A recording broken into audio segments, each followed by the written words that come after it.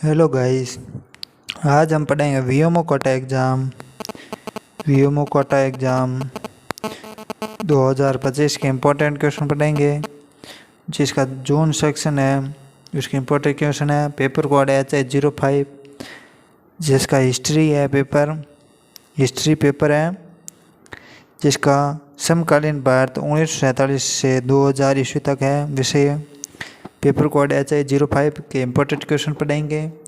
इसमें model paper solution है जिसमें खंड 3 पूछे जाएंगे। ए बेस है 70 नंबर का पेपर आएगा और 30 नंबर असाइनमेंट के भेजे जाएंगे। पूरा कुल 100 नंबर का होगा। पहला क्वेश्चन है, आगे बढ़ने से पहले हमारे यूट्यूब चैनल को सब्सक्राइब कर लें, वीडियो को लाइक कमेंट शेयर ज़रूर करें। पहला क्वेश्चन है, एकल नागरिकता से आप क्या तात्पर्य है? एकल नागरिकता से आप क्या तात्पर्य है?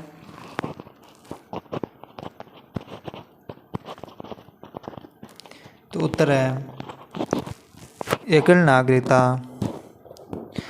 नागरिकता से प्रत्येक नागरिक के मौलिक अधिकारों दायित्व को प्रेरित करता है। कोई भी व्यक्ति चाहे किसी भी धर्म या जाति का हो, बिना किसी सवाल पूरे देश घूम सकता है। यह संघ एकल नागरिकता का प्रदान नहीं करते हैं, अर्थात प्रत्येक व्यक्ति को अपने राज्य के साथ साथ देश की नागरिकता भी प्राप्त होती है। अगला क्वेश्चन है,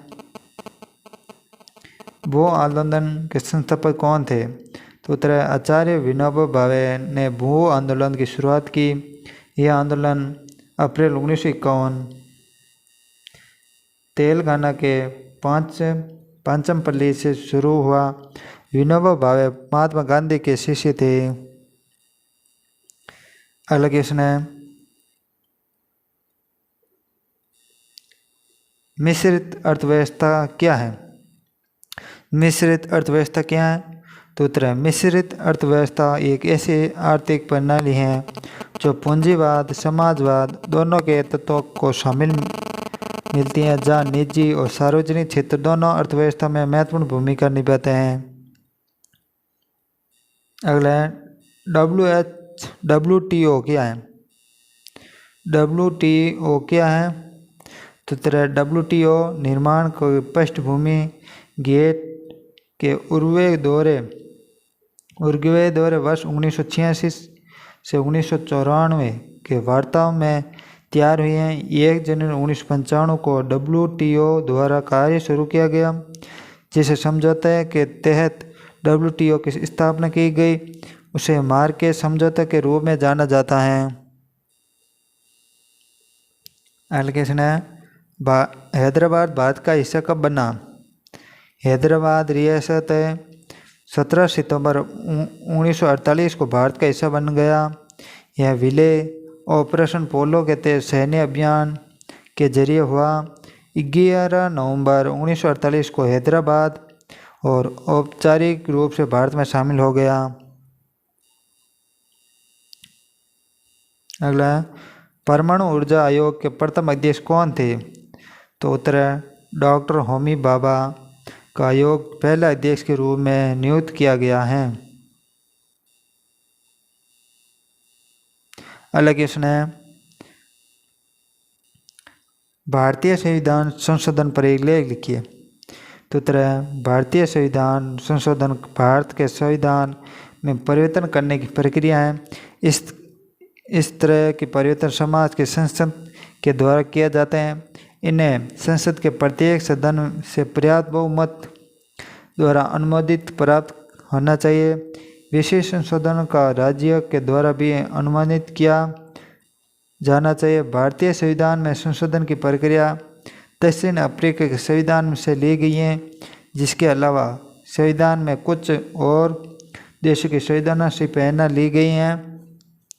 संविधान संशोधन की संभावना का अर्थ यह होगा कि संविधान देश के साथ मिलकर विकसित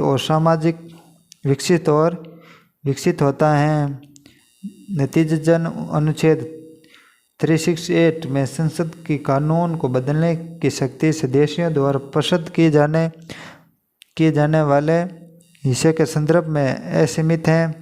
हालांकि संविधान के संशोधनों पर संसद को पूर्ण नियंत्रण देना समस्याग्रस्त है।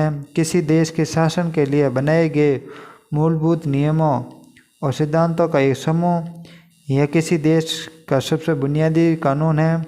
संविधान सरकार और नागरिकों के बीच संबंधों को परिभाषित करता है। यह किसी देश की राजनीतिक व्यवस्था की रूपरेखा तैयार करता है।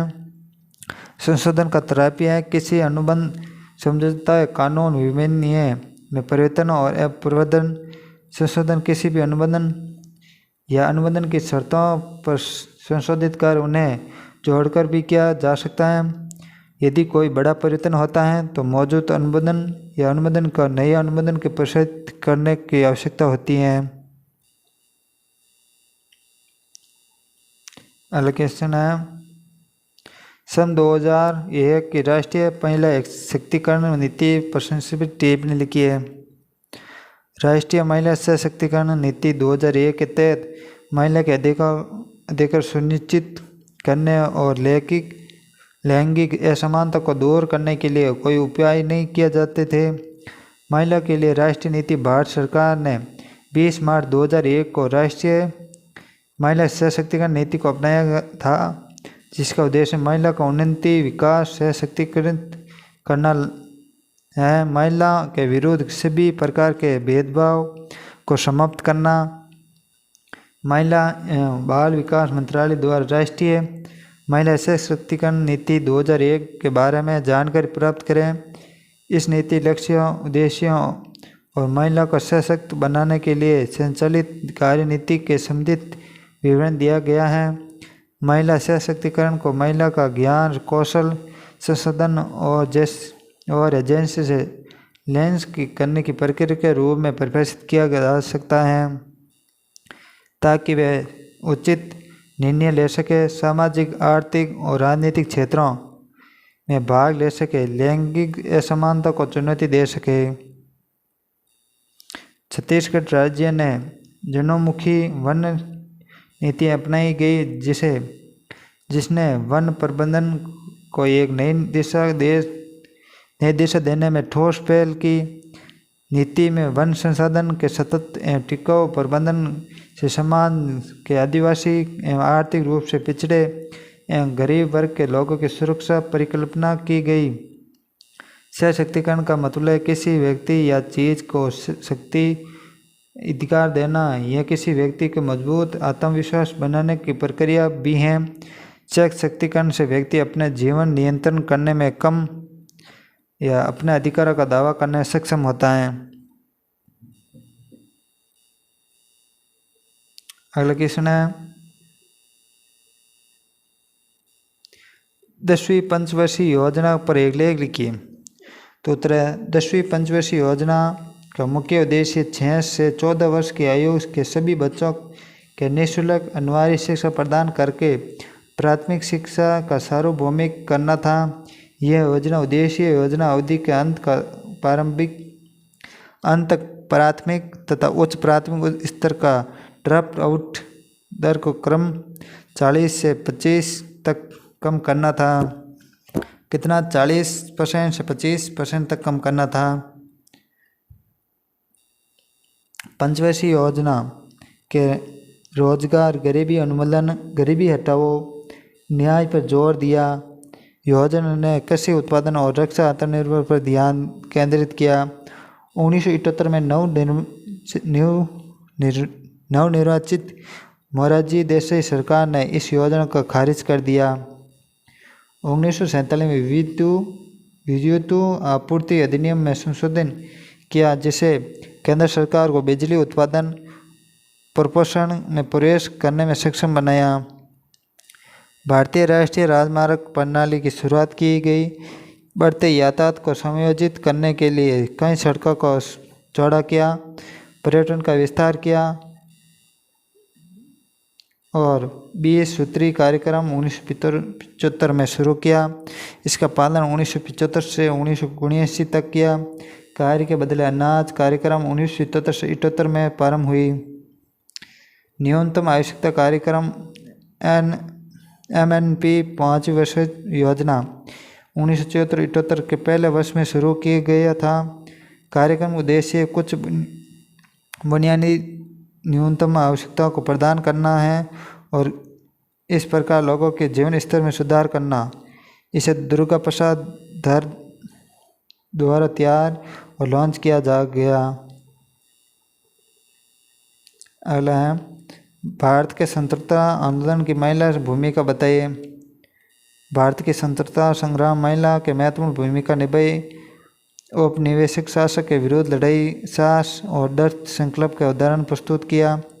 जैसे कि रानी लक्ष्मीबाई जैसी हस्तियों ने अंग्रेजी के खिलाफ सशस्त्र विद्रोह के नेतृत्व किया, प्रतिरोध का प्रतीक बन गई। भारतीय स्वतंत्रता आंदोलन में महिला ने अहम भूमिका निभाई थी, जिन्होंने सशस्त्र विद्रोह से लेकर सविनय अवज्ञा आंदोलन तक में हिस्सा लिया, जिन्होंने सामाजिक मानदंडों का तोड़ा और राष्ट्र निर्माण में महिला की अहम भूमिका को साबित किया। 1947 में स्वतंत्रता संग्राम के भारत के सभी सामाजिक वर्ग की महिला ने सैन्य नेतृत्व से लेकर खुफिया जानकारी एकत्रित करने और रसद समर्थन तक महत्वपूर्ण भूमिका निभाई। विद्रोह में रानी लक्ष्मीबाई, बेगम हजरत महल जैसी राजघरानों की महिला के साथ साथ तबीयत किसान और हैसिया के समुदायों के अनुगणित अन्य महिलाओं ने भी भाग लिया। हजारों की संख्या जुलूस निकालकर सभाएं और प्रदर्शन किया और ब्रिटिश जुल्म के खिलाफ आवाज़ बुलंद की। महिला स्वयंसेवकों ने गांव-गांव जाकर भाषाएं की और गांधी के संदेश करो या मरो से जोड़ा। बहुत सी महिला नेता जैसे सरोजनी नायडू, मीराबेन सुशीला नायर ने 9 अगस्त 1942 का गिरफ्तार कर लिया। भारतीय समाज में महिला का भूमिका बहुत महत्वपूर्ण है। वे परिवार की मुख्य धुरी होती थी, राष्ट्र निर्माण में अपनी अहम भूमिका निभाती। वे संस्कृति, परंपरा और संस्कारों की सशक्ता होती। महिला शिक्षा, स्वास्थ्य, रोजगार, सामाजिक बदलाव में अहम भूमिका निभाती हैं। और अगला खंड है से लॉन्ग आंसर क्वेश्चन है, दीर्घ उत्तर प्रश्न वाले, जिसमें हरित क्रांति पर टिप्पणी लिखिए। हरित क्रांति पर टिप्पणी लिखिए। सूत्र है, हरित क्रांति का मतलब है कृषि उत्पादन बढ़ाने के लिए की गई आधुनिक तकनीक का इस्तेमाल करना, जिसका मकसद खाद्य सुरक्षा सुनिश्चित करना, उत्पादकता बढ़ाना था। हरित क्रांति की शुरुआत 1960 के दशक में हुई। भारत का इसका नेतृत्व MS स्वामीनाथन ने किया। हरित क्रांति कृषि उत्पादनों तथा कृषि से संबंधित औजार, कीटनाशी, खाद, उन्नत किस्म का बीज आदि का विकसित करने प्रणाली की हरित क्रांति कहते हैं, जिससे अन्न, दूध, कपास, फल आदि का उत्पादन अधिक से अधिक हो सके। इंडस्ट्री IAS के मुताबिक हरित क्रांति का प्रमुख पहल थी, जिसका मकसद भारत में खाद्य फसलों की पैदावार गुणवत्ता बढ़ाना था। यह पहल 1960 के दशक में शुरू की गई। हरित क्रांति के जरिए नई तकनीक का इस्तेमाल करके खाद्य सुरक्षा सुनिश्चित की गई। और हरित क्रांति भारत में 1960 ईस्वी के अंत में कृषि उत्पादन बढ़ाने की शुरू की गई पहल थी। इसका मुख्य उद्देश्य खाद्य सुरक्षा सुनिश्चित करना, उत्पादन में सुधार करना, नई तकनीकी उन्नति किस्मों, उर्वरकों और सिंचाई का उपयोग किया गया। हरित क्रांति को देशी कृषि क्रांति का सदाबहार क्रांति भी कहा जाता। यह एक कृषि रणनीति थी जिसे खाद्य उत्पादन में वृद्धि हुई, देश का आत्मनिर्भर बना और नॉर्मन बोरलॉग हरित क्रांति के प्रवर्तक माने जाते थे। लेकिन भारत में हरित क्रांति के लाने का श्रेय सी सुब्रमण्यम को जाता है। MS स्वामीनाथन एक जाने माने वनस्पति वैज्ञानिक थे, जिन्होंने हरित क्रांति लाने के लिए सी सुब्रमण्यम के साथ काम किया। क्रांति का मतलब है कि किसी मौजूदा व्यवस्था को बदलकर नई व्यवस्था का स्थापित करना। यह एक सफल विद्रोह होता है जिसका परिणाम स्वरूप बड़ा बदलाव होता है। क्रांति शब्द का अंग्रेजी समसामयिक शब्द है। भारत में हरित क्रांति की इस अवधि में संदर्भित करती है कि जब भारतीय कृषि अधिक उपजाऊ देने वाले बीज किस्मों, ट्रैक्टर, सिंचाई सुविधाओं, कीटनाशकों, उर्वरकों के उपयोग जैसा आधुनिक तरीका एवं प्रौद्योगिकी को अपनाने के कारण यह औद्योगिक प्रणाली में परिवर्तन हो गई। ग्रीन पॉलिटिकल्स या इको पॉलिटिकल्स एक राजनीतिक विचारधारा है जिसका उद्देश्य अक्सर लेकिन हमेशा नहीं पर्यावरणवाद, हिंसा, सामाजिक न्याय, जमीनी स्तर के लोकतंत्र नीति, पारंपरिक स्थिर रूप से टिकाऊ समाज बढ़ावा देना है। हरित क्रांति की शुरुआत 1960 और 1970 के दशक में हुई। MS स्वामीनाथन ने इस क्रांति का मुख्य उद्देश्य था कृषि को उपजाऊ को बढ़ाना। इस क्रांति की नई टेक्नोलॉजी और अधिक उपजाऊ देने वाले बीजों के इस्तेमाल पर जोर दिया गया। हरित क्रांति की परिणाम सुखद आए खासकर पंजाब, हरियाणा में थे। हरित क्रांति परिणाम खाद्यान्नों, विशेष रूप से गेहूं, चावल के उत्पादन में उल्लेखनीय वृद्धि था। यह परिवर्तन विकासशील देशों में 20वीं सदी के मध्य में नई उच्च उपजाऊ देने वाली बीज किस्मों के उपयोग के कारण शुरू की। हरित क्रांति की शुरुआत सफलता मैक्सिको और भारतीय उपमहाद्वीपों में देखी गई। क्रांतियों के विशेषताओं, मौजूदा व्यवस्था पर मामला कर नई व्यवस्था स्थापित करना। ये एक सफल क्रांति के परिणाम स्वरूप मौजूदा सरकार की जगह क्रांतिकारियों की विचारधारा की जुड़ी नई सरकार आती, जबकि असफल क्रांति की परिणाम स्वरूप अक्सर नए खिलाफ अशक्त प्रक्रिया होती।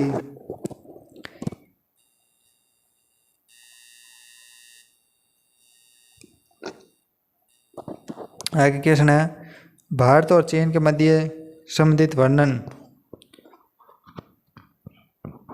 तो उत्तर है, चीन का कहना है कि भारत 1962 में हुई हार को याद कर रखें। चीन ने भारत के चेतावनी भी दी है कि चीन पहले भी अधिक शक्तिशाली था और अब भी है, जिसके बाद भारत ने कड़ी प्रतिक्रिया देते हुए कहा, चीन समझ के अब समय बदल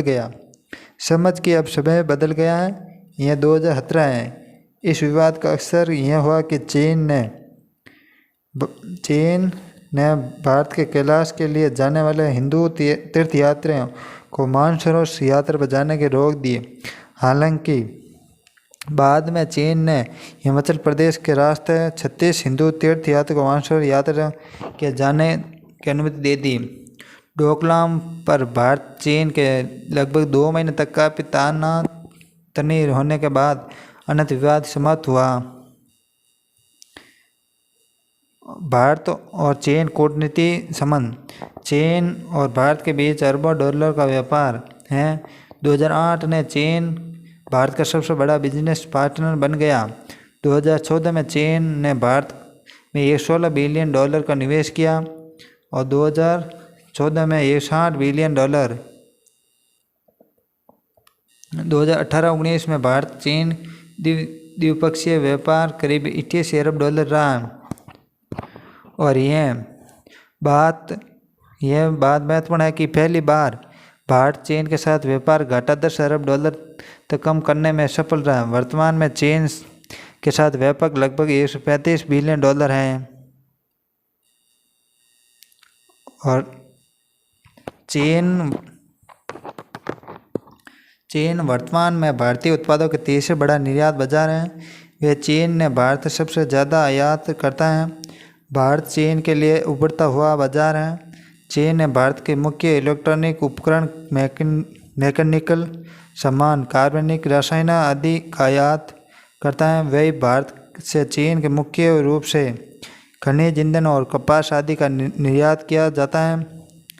भारत में चीनी टेलीकॉम कंपनियां 1999 से हैं और वे काफ़ी पैसा कमा रही हैं, जिनसे भारत को भी लाभ हुआ। भारत में चीनी मोबाइल का मार्केट भी बहुत बड़ा है। चीनी दिल्ली मेट्रो में भी लगा हुआ है। चीन दिल्ली मेट्रो में भी लगा है। दिल्ली मेट्रो में SUGC Shanghai urban group corporation नाम की कंपनी काम कर रही है। भारतीय सोलर मार्केट में चीनी उत्पादन में निर्भर है। इसका $2 बिलियन का व्यापक है। भारत का थर्मल पावर भी चीनियों का पर ही निर्भर है। पावर सेक्टर के 70-80% उत्पादन चीन से आता है। दवाओं के लिए कच्चे माल का आयात भी भारत चीन से ही करता है। ऐसे मामलों में भारत पूरी तरह से चीन पर निर्भर है। 2018-19 में भारत व्यापार घाटा करीब $52 रहा है। पिछले कई वर्षों से चीन के साथ लगातार छलांग लगाकर बढ़ता हुआ व्यापार घाटा भारत के लिए चीन एक बड़ी चुनौती बन गया था। चीन के बाजार तक भारत की अधिक पहुंच और अमेरिका चीन के बीच चल रहे व्यापार युद्ध के कारण पिछले वर्ष भारत ने चीन का निर्यात बढ़ा $18 अरब पहुंच गया और वर्ष 2017-18 में $13 अरब गया। चीन ने भारत आयात भी $76 अब कम होकर $70 रह गया और 27 मई 2018 को भारत ने चीन सॉफ्टवेयर बाजार का लाभ उठाने के लिए वहां दूर सूचना प्रौद्योगिकी IT गालियों की शुरुआत की। IT कंपनियों के संगठन नेस्कॉम ने कहा कि चीन दूर से डिजिटल सहयोगपूर्ण सुयोग प्लाज्मा की स्थापना चीन के बाजार में घरेलू IT कंपनियों ने पहुंच बढ़ाई। और ऐसे ही वीडियो देखने के लिए हमारे YouTube चैनल को सब्सक्राइब कर लें।